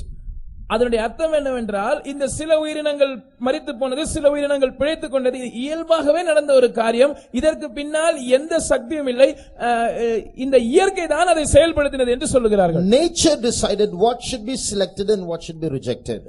எந்த உயிரினம் பிழைத்திருக்கும்படி தெரிந்து கொள்ளப்பட வேண்டும், எந்த உயிரினம் சாக வேண்டும் என்று இயற்கை தான் தீர்மானித்தது என்று சொல்லுகிறார்கள். That is up to man. இது மனிதன் வரைக்கும் உள்ள வளர்ச்சிக்கு இந்த காரியம் பொருந்துகிறது. But from manhood to godhood, according to their definition of evolution, ஆனால் இதனுடைய மற்ற பகுதி என்னவென்றால் மனிதனிலிருந்து தெய்வத்துவத்தை அடைகிற அந்த பரிணாம வளர்ச்சி is called conscious evolution. இது தன்னிலை உணர்ந்த ஒரு உணர்வுள்ள ஒரு பரிணாம வளர்ச்சி என்று சொல்லுகிறார்கள். What does that mean? அதனுடைய அர்த்தம் என்ன? When manhood evolves and grows to godhood, மனிதன் அவன் பரிணாம வளர்ச்சி அடைந்து தெய்வத்துவத்தை அடையும் போது some men will die on the way, some men will survive. சில மனிதர்கள் வழியில் செத்து போவார்கள், சில மனிதர்கள் உயிரோடு இருப்பார்கள். And who will die, who will survive is not nature this time. Man will decide which men will die and which men will survive. இந்த பரிணாம வளர்ச்சி நடைபெறும் போது சிலர் சாவார்கள், சிலர் உயிரோடு இருப்பார்கள். இதை தீர்மானிக்க போவது இயற்கை அல்ல, மனிதன் தீர்மானிப்பான். What does that mean? இதிலிருந்து அவர்கள் சொல்ல விரும்புகிற காரியம் என்ன? When the whole world is coming together under this umbrella, இந்த ஒரு குடையின் கீழ் முழு உலகமும் கடந்து வருகிறது. and everybody is cooperating in growing towards godhood. எல்லாரும் தெய்வத்துவத்தை அடைகிற இந்த முயற்சிக்கு அவர்கள் ஒத்துழைக்கிறார்கள். Those who oppose this, இதை யாராவது எதிர்த்தால் they are the ones who should be rejected. இவர்கள் தான் நிராகரிக்கப்பட வேண்டியவர்கள். They are the ones who should not survive. இவர்கள் தான் இனி உயிரோடு வைக்கப்படாதவர்கள். In other words, those who say all this is wrong are going to be killed. மறுவார்த்தையில் இதெல்லாம் தவறு பொய் என்று யாராவது சொன்னால் அவர்கள் கொலை But செய்யப்படுவார்கள். if you come under the protection of Jesus, ஆனால் நீங்கள் இயேசுவின் பாதுகாப்புக்குள் வருவீர்கள் என்றால் nobody can touch one hair on your head without the permission of Jesus. உங்களுடைய தலையில் இருக்கிற ஒரு முடியை கூட இயேசுவின் அனுமதி இல்லாமல் ஒருவராலும் தொட முடியாது. Till the day that you are appointed to die, you will be alive for Jesus. இயேசு நீங்கள் மரிக்க வேண்டும் என்று தீர்மானித்திருக்கிற அந்த நாள் வரைக்கும் இயேசுவுக்காக நீங்கள் ஜீவிப்பீர்கள். Till that second, no demon, no human being can touch you. அந்த வினாடி வரைக்கும் எந்த பிசாசும் எந்த மனிதனும் உங்களை தொட முடியாது. You will be under divine protection till that moment. அந்த க்ஷணம் வரைக்கும் நீங்கள் தெய்வீக பாதுகாப்பின் கீழ் இருப்பீர்கள். You will be under that protection of Jesus, your elder brother. நீங்கள் உங்களுடைய மூத்த சகோதரனாகிய இயேசுவின் பாதுகாப்புக்குள் இருப்பீர்கள். And he will protect you till the day, last day that you are assigned to live on earth. நீங்கள் இந்த பூமியில் ஜீவிக்கும்படியாக உங்களுக்கு நியமிக்கப்பட்டிருக்கிற அந்த கடைசி நாள் வரைக்கும் அவர் உங்களை பாதுகாப்பார். Hallelujah. Hallelujah. Now I'm going to tell you a second meaning of what this symbol means. இப்பொழுது இந்த சின்னத்தினுடைய இரண்டாவது அர்த்தத்துக்கு நாம் கடந்து வருகிறோம். Note again this unfinished pyramid completed by the eye. இந்த முடிவடையாத இந்த பிரமிட் அது அந்த கண்ணினால் முடிக்கப்படுகிறது என்பதை நாம் பார்க்கிறோம். When you come back to the story of the Tower of Babel, நீங்கள் அந்த பாபேல் கோபுரத்தின் சரித்திரத்துக்கு திரும்பி வரும்போது you will see that another reason why the tower was made was they wanted to be one. They did not want to be scattered. இந்த கோபுரத்தை அவர்கள் கட்ட ஆரம்பித்ததின் நோக்கம் என்னவென்றால் நாங்கள் எல்லாரும் ஒன்றாக இருக்க வேண்டும், நாங்கள் சிதறி போக கூடாது என்பது அவர்களுடைய விருப்பமாயிருந்தது. So in this symbol, therefore it symbolizes a unification that is going to take place. நடைபெற போகிறதான ஒரு ஒன்றாக்கப்படுதலை இந்த சின்னம் குறிக்கிறது. So this symbolizes a religious unity. இந்த சின்னமானது ஒரு மத சார்புடைய மத ஒருமைப்பாட்டை காண்பிக்கிறது. So what is going to happen in these last days? All religions are going to come together and merge.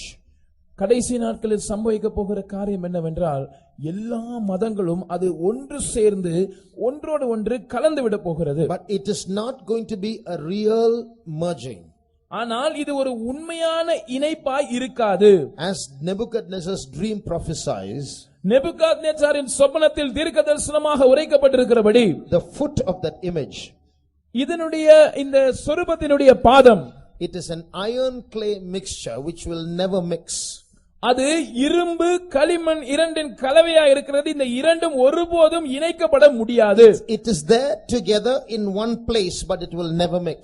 அது ஒரே இடத்தில் ஒன்றாக இருக்கிறது, ஆனால் அது கலக்க முடியாது. In the same way, அதே போல religious unity is good. மத நல்லிணக்கம் அல்லது மத ஒருமைப்பாடு நல்லதுதான். It's excellent. அது மிகவும் சிறப்பான ஒரு காரியம்தான். It's good that we are one.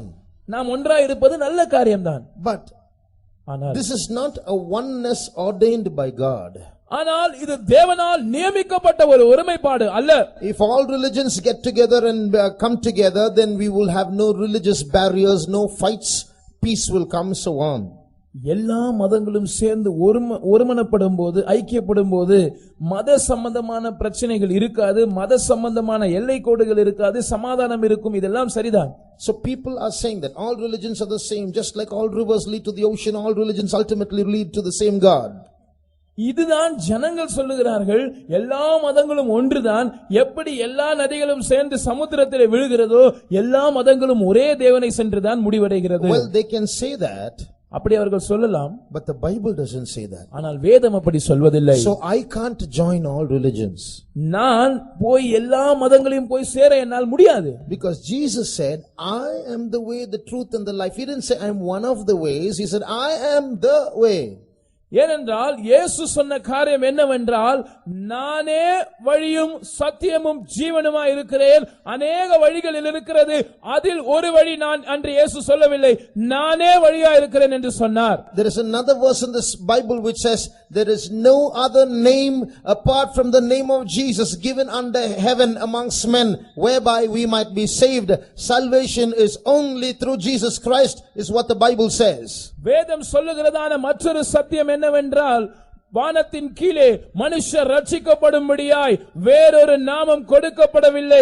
ரட்சிப்பு என்பது இயேசு கிறிஸ்து என்னும் நாமத்தின் மூலமாக மாத்திரம் சாத்தியப்படும். So this Bible does not compromise. It says Jesus is the only way. இந்த வேதம் எந்த விதமான சமரசத்துக்கும் இடம் கொடுக்கிறதில்லை. இந்த வேதம் சொல்லுகிறது இயேசு ஒருவரே வழி. So when the whole world is going to religiously unite, முழு உலகமும் மத நல்லிணக்கத்தை அல்லது மத ஒருமனப்பாட்டை நோக்கி செல்லும்போது, there are so many things to say, can't say in public. அநேக காரியங்களை நான் சொல்ல விரும்புகிறேன், ஆனால் எல்லாவற்றையும் பொதுவில் என்னால் சொல்ல முடியாது. But what is going to happen? ஆனால் என்ன நடக்கும்? When all religions come together, எல்லா மதங்களும் ஒன்று சேரும்போது, this is unity. இதுதான் ஒருமனப்பாட்டை குறிக்கிறது. But who is on top? அதற்கு மேல் இருக்கிறது யார்? A wrong power will come and take control. ஒரு தீமையான சக்தி வந்து அது தன்னுடைய கட்டுப்பாட்டை செலுத்த ஆரம்பிக்கும். This unity is from Satan. இந்த ஒருமனப்பாடு சாத்தானால் உண்டானதா இருக்கிறது. Initially Satan will bring all religions together. ஆரம்பத்தில் துவக்கத்தில் சாத்தான் எல்லா மதங்களும் ஒன்று சேர்வதற்கு அவன் வழிவிடுவான். Even many Christians are going to join that group. அநேக கிறிஸ்தவர்கள் கூட இப்படிப்பட்ட மத ஒருமனப்பாட்டை அவர்கள் அதிலே சென்று ஐக்கியமாவார்கள். But ultimately what will happen? ஆனால் முடிவாக என்ன நடக்கும்?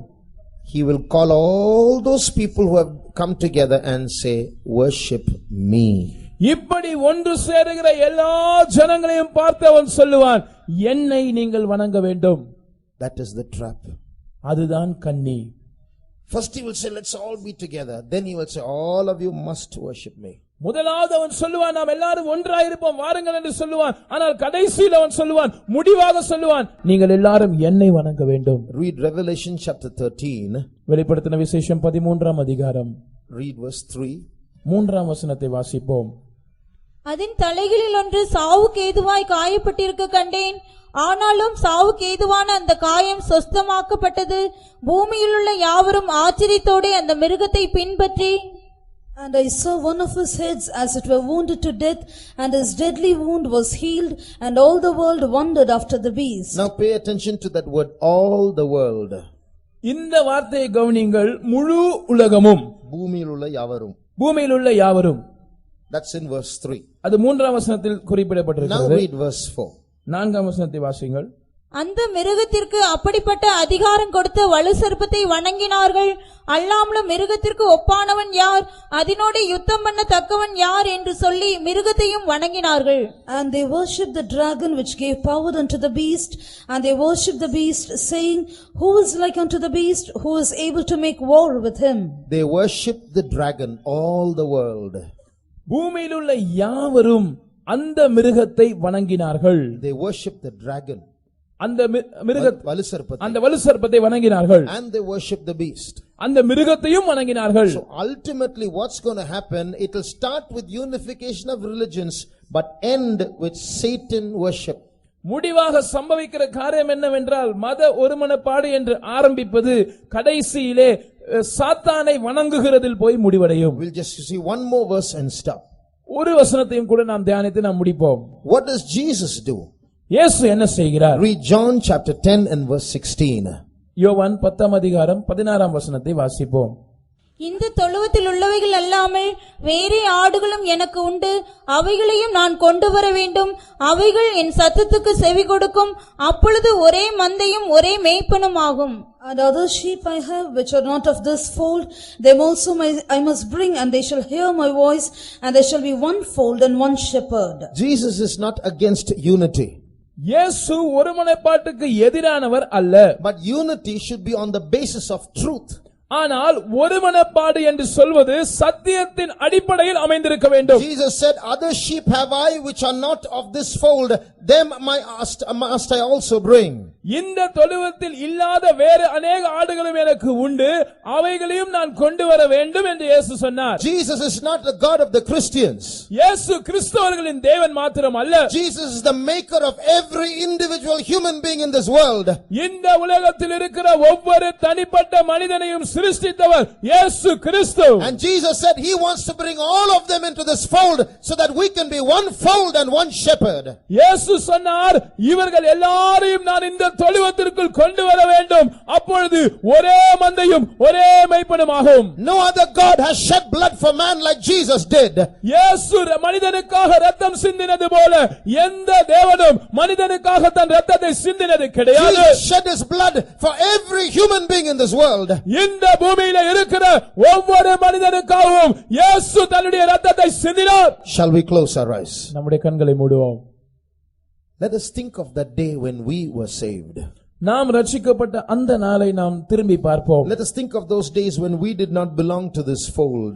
நாம் இந்த தொழுவத்தில் இல்லாமல் வெளியே இருந்த அந்த நாட்களை நாம் சிந்தித்து பார்ப்போம். One day Jesus allured us and brought us into this fold. ஒரு நாள் இயேசு நம்மை நயங்காட்டி இந்த மந்தைக்குள் நம்மை கொண்டு வந்தார். And there are many others whom Jesus is going to bring to this fold.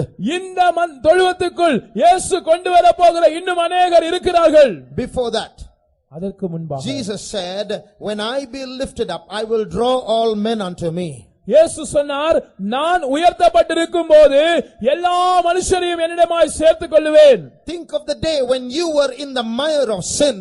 நீங்கள் அந்த பாவத்தின் சேற்றிலே அகப்பட்டிருந்த அந்த நாளை நினைத்து பாருங்கள். Think of those days when you were in the gutter of sin. நீங்கள் அந்த பாவத்தின் சாக்கடையிலே சிக்கியிருந்த அந்த நாளை நினைத்து பாருங்கள். Jesus saved you and brought you into this fold. இயேசு உங்களை ரட்சித்து இந்த தொழுவத்துக்குள் இந்த மந்தைக்குள் உங்களை கொண்டு வந்தார். So many of our brothers and sisters are still in the mire of sin. நம்முடைய சகோதர சகோதரிகள் எத்தனையோ பேர் இன்னும் அந்த பாவத்தின் சேற்றிலே இருக்கிறார்கள். Jesus wants to bring them and make them one fold so that he might be their one shepherd.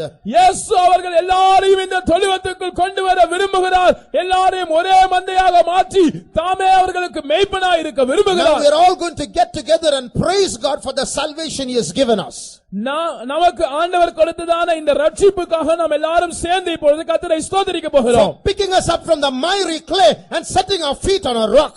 நம்மை அந்த பாவத்தின் சேற்றிலிருந்து தூக்கி எடுத்து நம்முடைய பாதங்களை கன்மலையின் மேல் நிறுத்தினதற்காக. And after we lift up Jesus' name, நாம் இயேசுவின் நாமத்தை உயர்த்தும் போது Jesus said, when I am lifted up, I will draw all men unto me. இயேசு சொன்னார், நான் உயர்த்தப்பட்டிருக்கும் போது எல்லா மனுஷரையும் என்னிடமாய் சேர்த்துக் கொள்வேன். As we say thank you to Jesus for his salvation, நம்முடைய ரட்சிப்புக்காக நாம் இயேசுவுக்கு நன்றி செலுத்தும் போது the Lord is going to bring many unsaved people to this fold.